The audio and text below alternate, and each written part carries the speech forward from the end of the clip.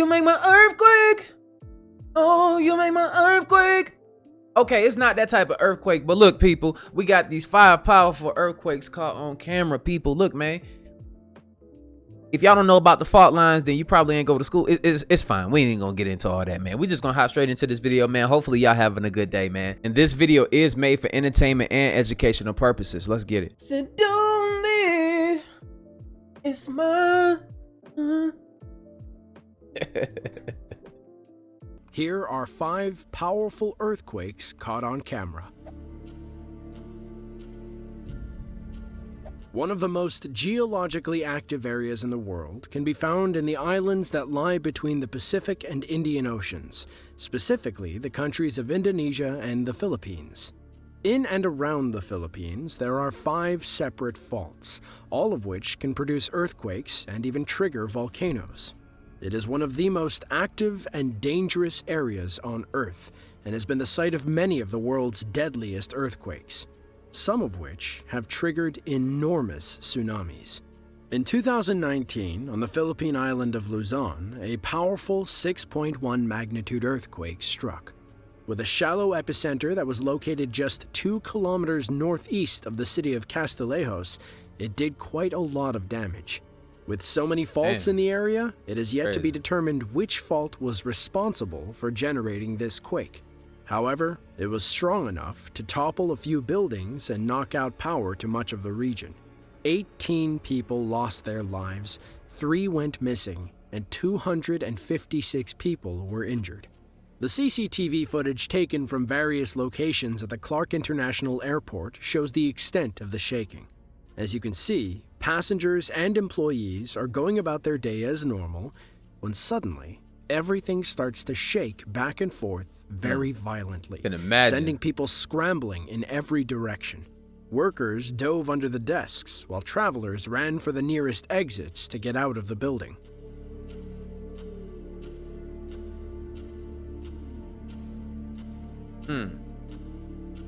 Is she grabbing? She trying to make sure her head's still there. Yeah, I feel you. Get your ass out that building, though. Luckily, the airport stayed intact and no one was injured. However, it is crazy to see exactly how violent everything was thrown about. What really brings things into perspective is seeing that this was only a 6.1 magnitude earthquake. While powerful, it is not even close to being the strongest. I guess we're gonna see it on this video. We all know Nepal for being the country with the tallest mountains found anywhere on Earth. This is because the country... Hey, you know what's crazy though, man? When I was deployed in the desert, man, my barber, he was from Nepal. They used to contract them from out there, you know, just so they used to just send their money back to their people, you know. That money did a lot, you know, American dollars do a lot for them. But yeah, man, that earthquake just destroyed everything.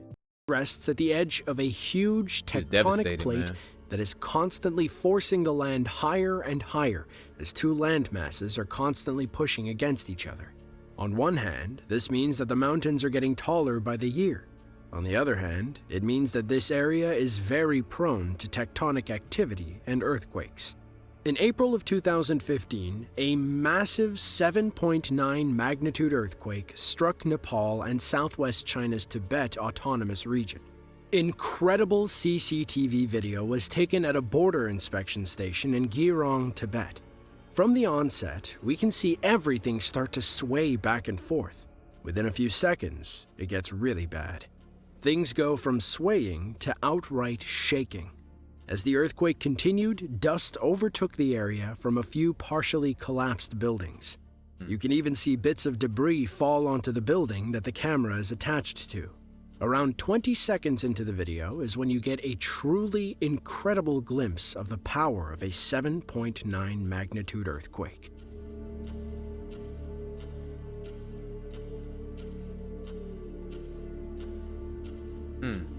Oh, it's shaking everything. This shit like a tornado or a hurricane, right? 18 people lost their lives in Gyeongsang when a few buildings collapsed. However, the epicenter was many miles away, and therefore the town was spared the worst of the damage. In total, across the various regions impacted by this natural event, over 600,000 structures were damaged or destroyed. As can be imagined, a state of emergency was declared immediately following the quake. It's crazy. Quickly, the United Nations created a fund to help the country. The goal was to raise $415 million for relief. Within just 2 weeks, more than $330 million had been provided. Still, the total... I ain't gonna lie though, when they be saying stuff about these numbers, this and that, we raised this much, bro. You know how many people need help here in the United States, man? And how they become with all this damn money, bro? Like just for anything, bro. Like, and we still got kids that don't get to fucking eat. The cost associated with this event is estimated between $5 and $10 billion. In terms of the United States, we most commonly associate earthquakes with the state of California. We think about the images of the San Andreas Fault, as well as the numerous earthquakes in places like San Francisco, Los Angeles, and San Diego. However, there is one other place that not only receives a lot of earthquakes, but they're just as powerful. The only reason we don't hear as much about them is because this area does not have a dense population. We are, of course, talking about the state of Alaska. In 2018, the city of Anchorage, Alaska, was hit with a magnitude 7.1 earthquake. That day, a family was enjoying their time at home when their house started shaking violently. Their home security cameras were rolling when the earthquake struck. Immediately, the father knew exactly what to do and went into full parent mode. He took his child and immediately sprinted outside, away from the danger of any falling debris. Yep. Soon after, his wife rushed through the house and joined them outside. Yep. They were very visibly shaken, but everyone came out of it unscathed. That's a man right there. Belongings in the house that fell from high up. You know what I'm saying? A lot of these cowards would have ran out the house without their kid, man. That's the first thing you grab. All the dope. Hey, fend for yourself, lady.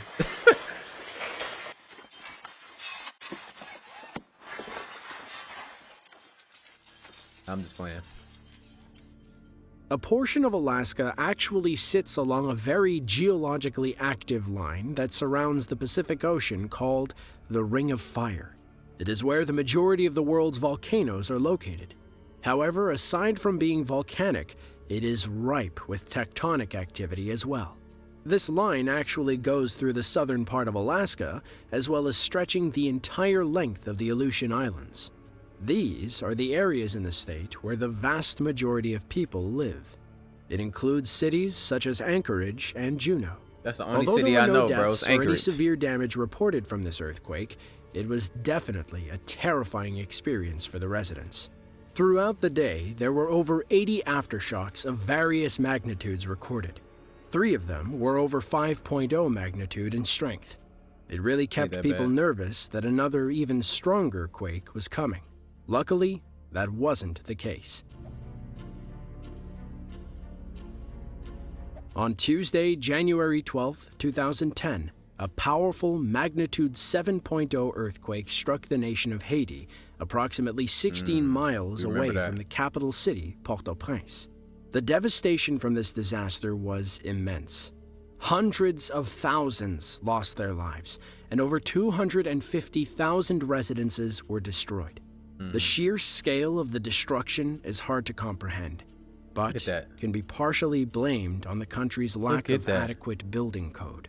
CCTV footage taken at the presidential palace shows us what went on there during the quake.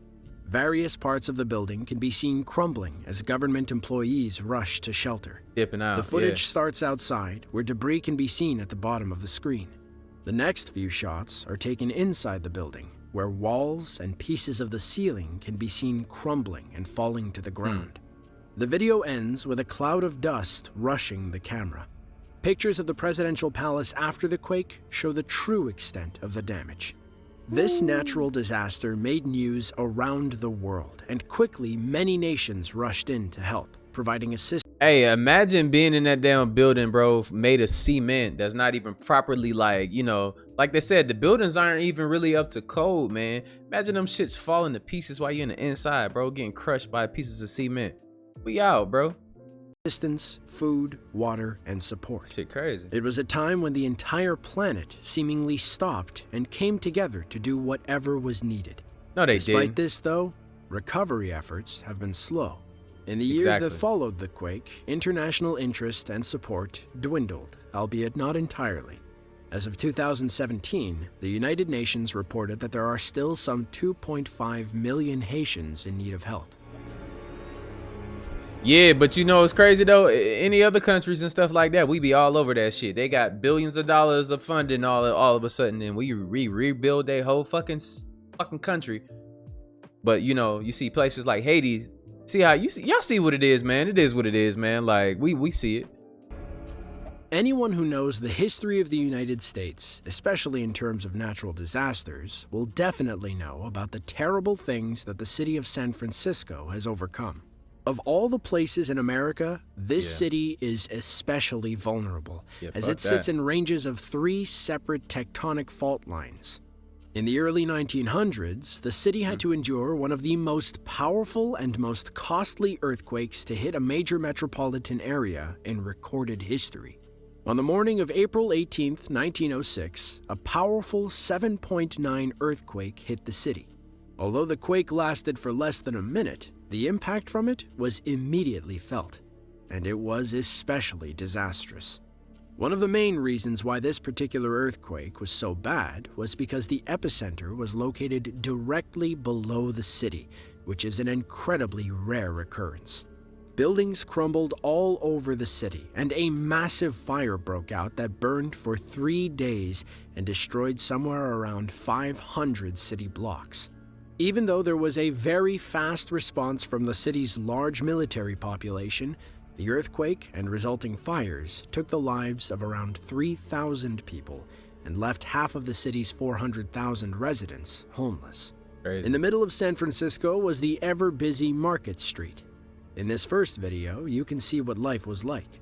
It was the turn of the century, where horse and buggy shared the street with automobiles. Gentlemen in top hats strolled along without a care in the world. That is, until the earthquake struck.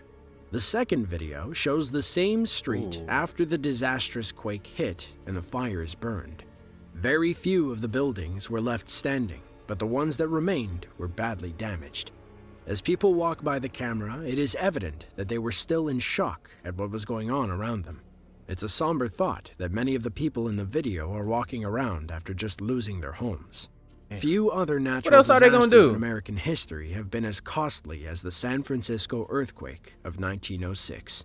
Earthquakes are definitely a scary thing to have to endure, but seldom can we develop a true appreciation for their power until we can see them for ourselves. Hold on. He said appreciation. I think that's the wrong word to be using for some shit like that. Like people losing their lives behind. You know, I think it's and if y'all do y'all research, man, it's only a matter of time before another like crazy catastrophic event happens. So we don't know where that's gonna happen, exactly when, but it's gonna be something. It might be an earthquake. It might be another EF5 tornado. Or you know something of that sort. You know what I'm saying? Like we just don't know. Let me know what y'all think is gonna be in the comments down below. I mean look, it's overdue. Or maybe if another tsunami or something like that. I know when I was living in Japan, and you know, y'all remember that shit that happened, that explosion, everything that happened in Japan? I was out there. I was in Okinawa at that time when that shit happened, and it was crazy. What was it, like 2010, 11 maybe? Yeah, it was crazy out there, man. Like you can't make this shit up. Like a lot of people lost their lives behind that, you know. But look, man, these videos are interesting because we do need to educate ourselves on what's happening around us. We just be focused on 1 or 2 things, but sometimes we got to step back and look at the bigger picture. But hopefully y'all got something out of this video, and I'll see y'all in the next video. And like I always say, spread love because there's too much hate in this world. Love you guys. See y'all next video, and I'm out though. Live.